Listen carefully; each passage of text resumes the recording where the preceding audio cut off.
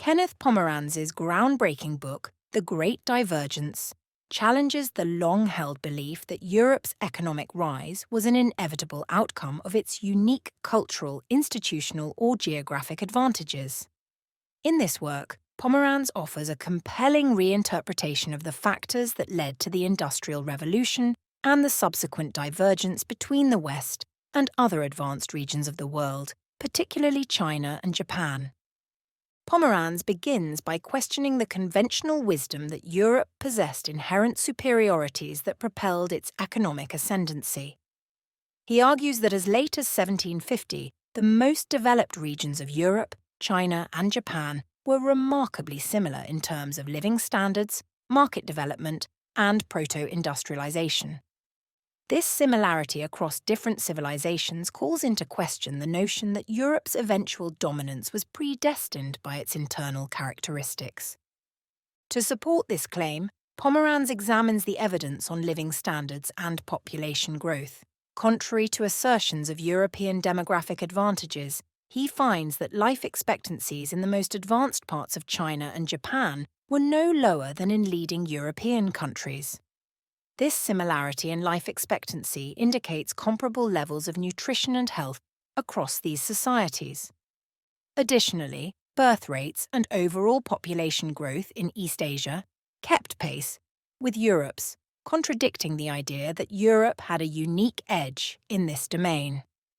Furthermore, data on calorie consumption and food expenditures suggest a general parity between the richest regions of China, Japan, and Europe in terms of living standards. This evidence challenges the assumption that European living standards were uniquely high before the Industrial Revolution, undermining the argument that Europe's rise was driven by superior standards of living. Turning to comparisons of technology, Pomeranz acknowledges that Europe had surpassed China in certain mechanical devices and precision manufacturing techniques by the late 18th century. For instance, Europe had made significant advances in areas such as the production of scientific instruments, weapons, and steam engines.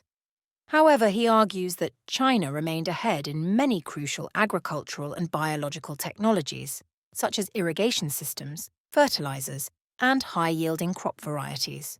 Moreover, in industries like textiles, metallurgy, and shipbuilding, Chinese and Japanese producers matched or exceeded the sophistication of their European counterparts. This challenges the narrative of Europe's inherent technological superiority, suggesting that different regions excelled in different areas of technological development. Pomeranz contends that Europe's early breakthroughs in steam power depended on several fortuitous geographic factors, such as Britain's abundant coal reserves and the specific technical challenges posed by deep shaft mining, which spurred the development of atmospheric engines. He argues that steam technology alone cannot explain Europe's economic divergence without considering the broader context of global trade, colonialism, and resource acquisition.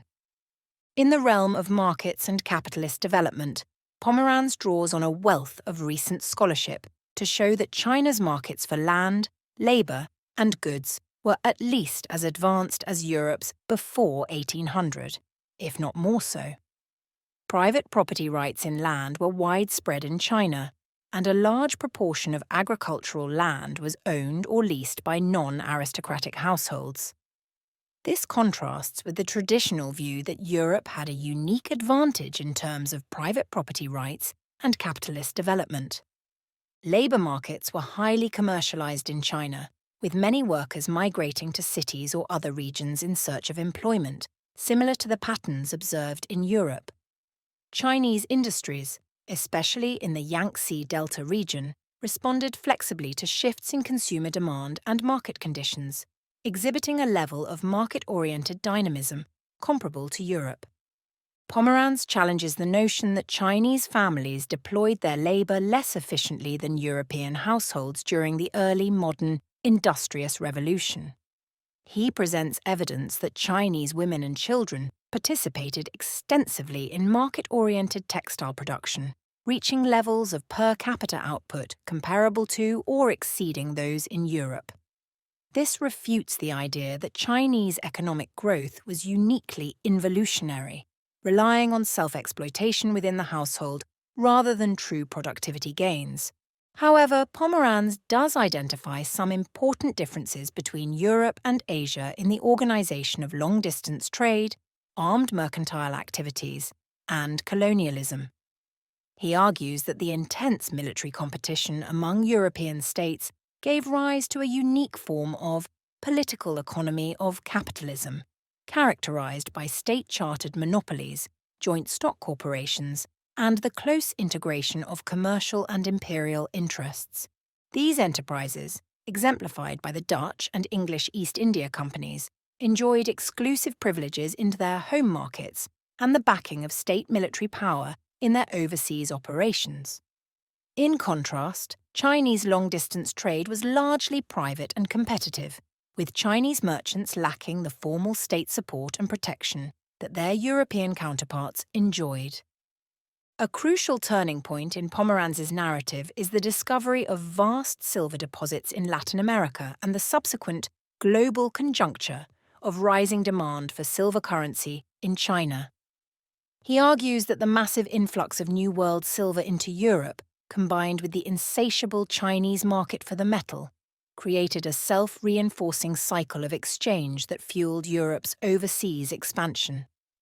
American silver enabled Europeans to purchase coveted Asian goods, which further stimulated consumer demand and commercial activity back home. This cycle reinforced Europe's economic dynamism and facilitated its expansion into new markets and territories. But the ultimate key to Europe's industrial breakthrough, according to Pomeranz, was its unique access to land-intensive resources from the New World. By the late 18th century, leading regions of China and Europe were both experiencing severe pressures on their resource bases, particularly in terms of timber, fuel wood, and soil fertility. However, Europe was able to alleviate these constraints through the exploitation of ghost acres in the Americas, vast tracts of land violently appropriated from indigenous populations and worked by imported African slaves. The Caribbean sugar islands, North American colonies, and South American mines provided Europe with an unparalleled supply of crucial primary products, such as sugar, cotton, tobacco, timber, and precious metals.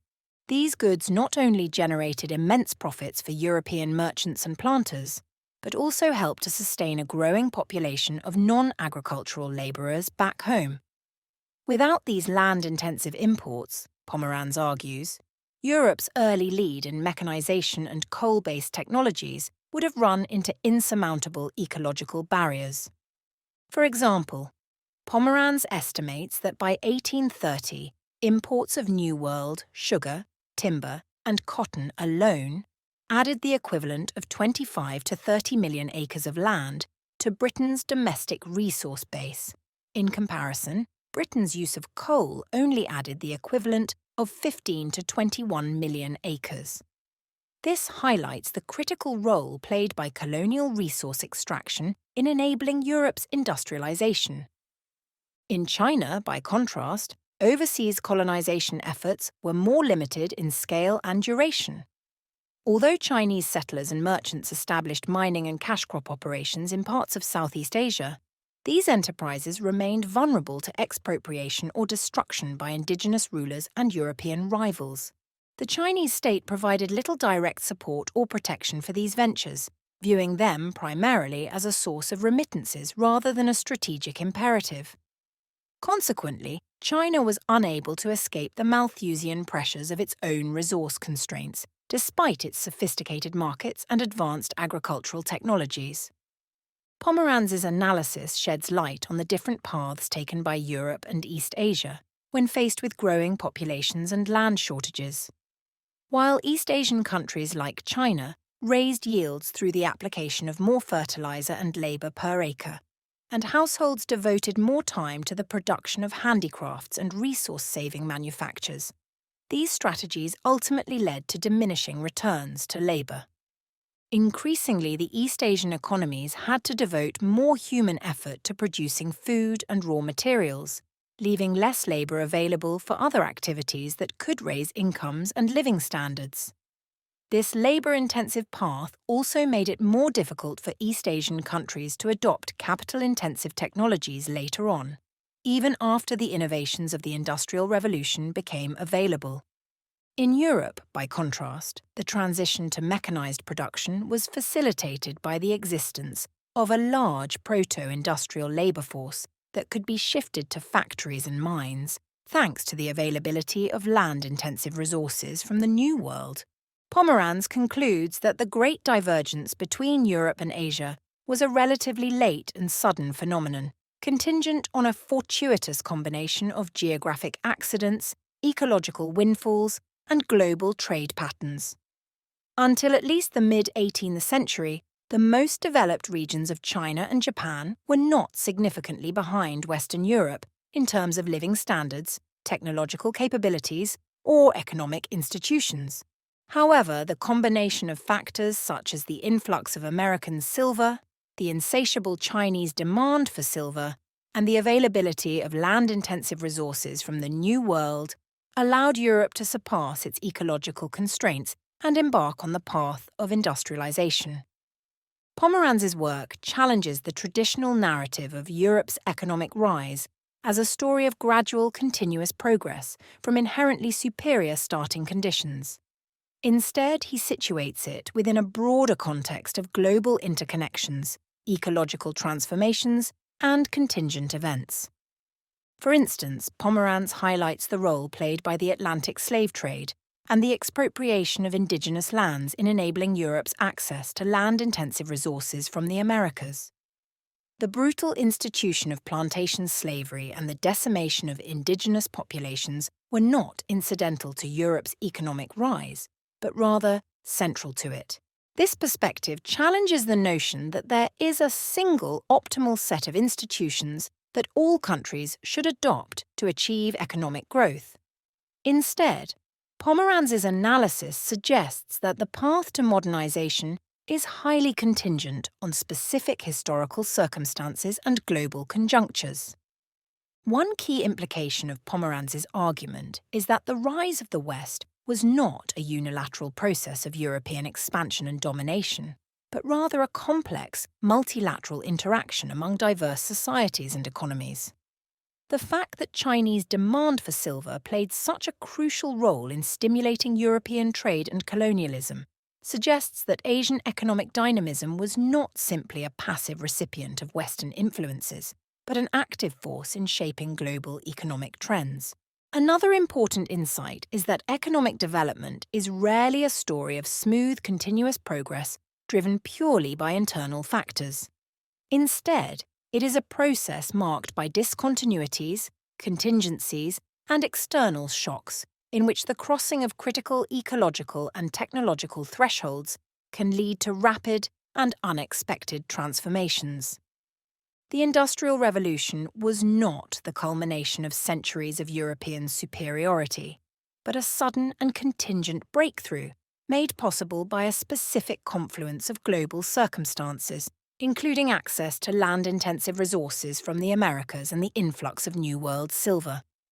Furthermore, Pomeranz's emphasis on the role of resource endowments and global trade shifts our attention from the internal characteristics of societies to the ways in which they are embedded in larger systems and ecological constraints.